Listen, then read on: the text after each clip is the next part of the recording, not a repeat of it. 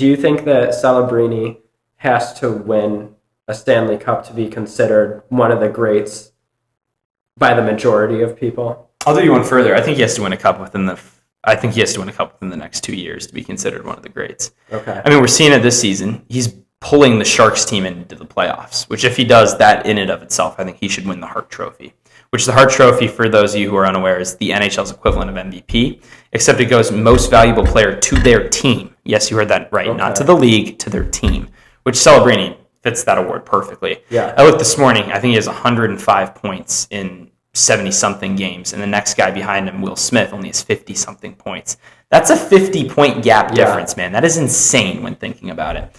So what he's doing right now, he is without a doubt the most valuable player to his team. And that's why the Sharks are in a playoff spot right now, is because of him. This roster was not supposed to be good whatsoever.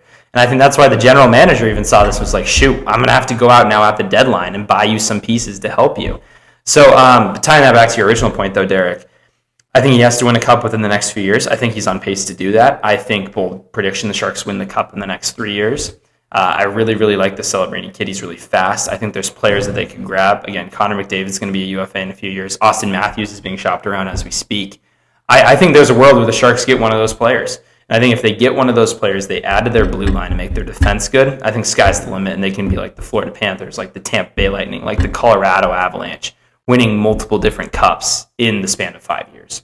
So I think he could be up there. I think he has to do that. Again, we're seeing that with McDavid. He now has not won a cup, and I think he's around 10 or 11 years in the league. Don't get me wrong. I think the Stanley Cup is one of the hardest trophies in all of sports to win. But the great players, the GOATs of the sports, figure out a way to do that no matter what.